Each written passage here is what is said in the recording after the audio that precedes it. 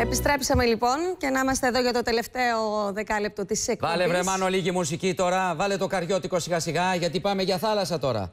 Πάμε για θάλασσα σιγά σιγά και στην απευθείας σύνδεση. Ελάτε, ο Μάνος είναι ο σκηνοθέτης μας, ο κύριος Βελάνης, ο δικός μας άνθρωπος, καθώς σιγά σιγά και αυτή η εκπομπή θα σας αποχαιρετήσει για το καλοκαίρι. Πού πάμε τώρα, Μάγδα? Πάμε στην κυρία Γεωργία Γαρατζιώτη, την καλή συνάδελφο. Είναι εκεί μαζί με τον κύριο Σάκη Πρά, ο οποίος είναι εκπαιδευτής καταδύσεων, για να μιλήσουμε για ένα πολύ μεγάλο ζήτημα. Και είναι πολύ όμορφο αυτό το θέμα το οποίο επιλέξαμε σήμερα για να κλείσουμε την εκπομπή μας. Είναι η μαγεία του βυθού και των καταδύσεων. Ακριβώς. Γιώργο. Για να δούμε το.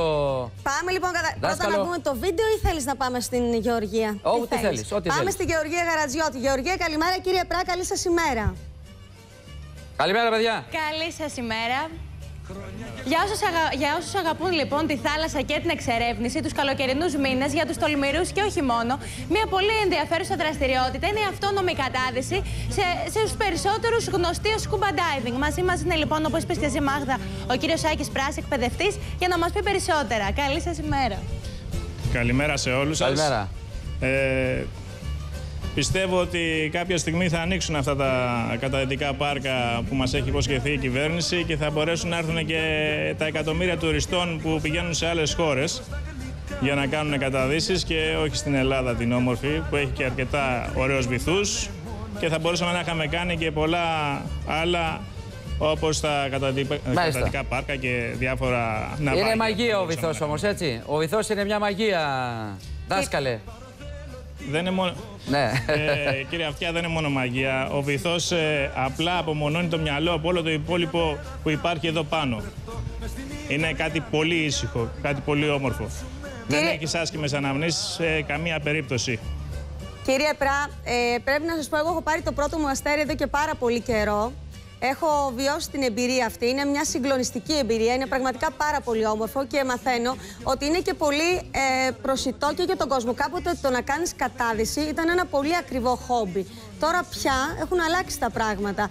Και θέλω να μας πείτε λίγο δύο πράγματα για το πόσο εύκολο είναι κάποιος να κάνει κατάδυση και σε τι ηλικίες. Μαθαίνω ότι υπάρχουν και πιτσιρίκια που ξεκινάνε καταδύσεις μέχρι και μεγαλύτερες, πολύ μεγαλύτερες ηλικίες. Οι ηλικίες ξεκινάνε από 8 ετών και φτάνουν μέχρι τα 65-70, ανάλογα τα κουράκια του καθένα. Πουτάει το ΕΚΑΣ, έτσι. Από εκεί και πέρα... Ναι, πιστεύω ότι ο άνθρωπος, αν έχει ένα όνειρο, μπορεί να το κάνει, έστω και μεγάλος. Το πιο περίεργο που έχετε δει στο βυθό τι ήταν? Το πιο περίεργο που έχετε δει στο βυθό, ή αν έχετε κινδυνεύσει ποτέ κλπ? Όχι, δεν υπάρχει κανένας κίνδυνος μέσα στο βυθό και δεν έχω κινδυνεύσει ποτέ. Μάλιστα. Περίεργα δεν υπάρχουν. Υπάρχουν μόνο αυτά που ξέρουμε από τη φύση. Τώρα από εκεί και πέρα, αν υπάρχει κάποια δυσκολία, συνήθως λύνεται εκεί.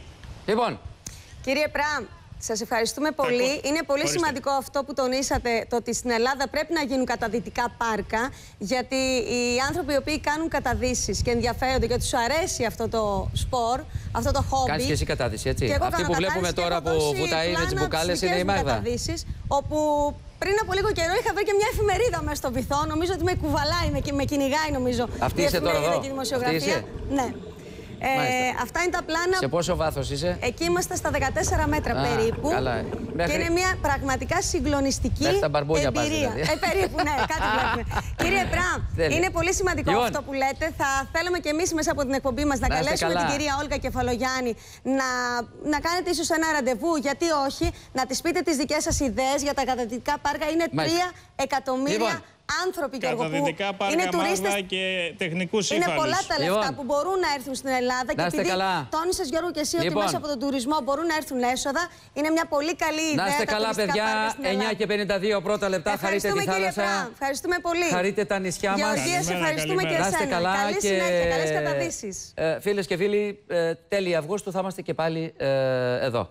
Λοιπόν, έτσι έχουν τα πράγματα. Απλά, όμορφα, ήσυχα. Ποιον να πρωτοευχαριστήσουμε? Από τον άνθρωπο που έχει το σταθμό εδώ, τον Γιάννη τον Αλαφούζο, μέχρι τον πιο νεότερο συνάδελφό μας,